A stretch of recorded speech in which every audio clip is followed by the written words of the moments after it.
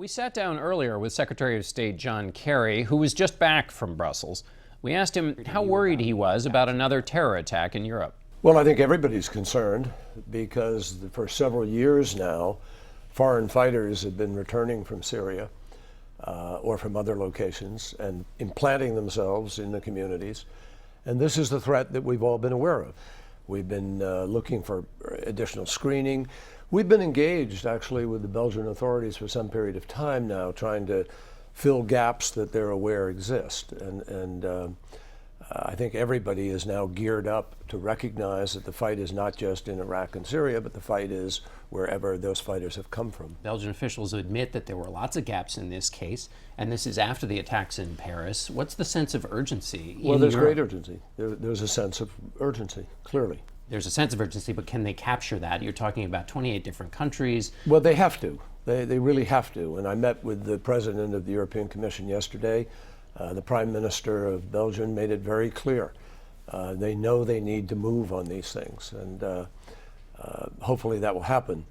It is essential to the long-term fight against Daesh. But what's important for people to understand is we are making real progress in Iraq and Syria, and I mean real progress. In 2014, when they began to sweep across Iraq, that is when President Obama ordered the initial bombing that stopped them from moving towards Baghdad. And since then, we have recouped about 40% of the territory in Syria, which they had captured. And we're taking out about one leader every 3 days of ISIL, Daesh. So we're making progress. That doesn't mean they're not a continuing threat. They are, and probably more so now a threat in some of these other areas where they try to prove their viability. You suggested that these latest attacks are in fact a sign that their attempts to create a caliphate are falling, collapsing. Well, it's not only that. This is part of their plan. They put people in other places, and those attacks will take place whether or not they are collapsing or hurting. But I think there are a number of people who believe that their need to reinforce their narrative, that even though they're under pressure, they're still this viable force, is the only way for them to recruit. It's the only way for them to try to provide some added morale to people that we know are very much having morale problems in Syria and Iraq. I want to ask you about Russia, where you were, but first let's not leave Europe. You suggested that Americans traveling to Europe should continue with their plans, but, quote, exercise vigilance. What does that mean? If I'm scheduling a vacation, how do I know to exercise vigilance? Well, it's really a matter of common sense, but there are guidelines, and you know, the State Department's ready to help anybody to understand exactly what that means. It means avoid a crowded place where you have no control over who may be there.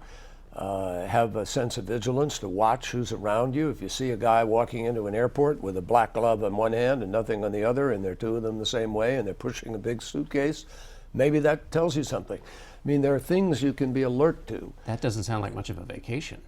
Well, look, we live in a world today where, unfortunately, we have to be vigilant. I mean, look at what happened in San Bernardino. I mean, there are realities that there are dangers around. I don't want to scare anybody. I don't think you have to be.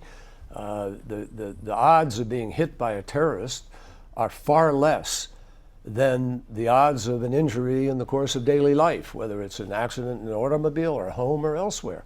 So people do not have to live in fear, but it doesn't mean you should be oblivious to your surroundings. There are plenty of ways and places to have a good vacation. I would not tell any friend of mine or member of my family, don't travel to Europe or elsewhere, but I would say do so with an awareness of what you're choosing to do, of what activity you undertake, and where you are. You've been working with the Russians on a cessation of violence in Syria. How long till Assad is out of power, which is a U.S. goal? Well, I can't tell you that, but if Assad is not going to move to the side and cede to the transition that Iran and Russia and all the other nations in the International Security Group have called for and supported, if he doesn't do that, there will not be peace in Syria. It is not sort of a discretionary choice that we are making where we say, oh, Assad must go. because we simply want him to go. It's because you can't end the war while Assad is there. Where are the Russians on the question of a post-Assad regime? The Russians believe, they're not wedded to Assad. They believe that the Syrian people must decide in the context of this political process. I want to ask you about criticism with respect to Russia. The argument is that Putin has won in Syria, that he has been able to get a foothold in the Middle East because of U.S. policy. Frankly, I find that ridiculous. Russia has had a foothold. Russia built the air defense system of Syria years ago. But they've gotten more of one. Well, so more power, have at it. We have base access in Incirlik in Turkey. We have bases all through the Middle East, in Bahrain and in Qatar. I see no threat whatsoever to the fact that Russia has some additional foundation in Syria where we don't want a base, where we are not looking for some kind of a long-term presence.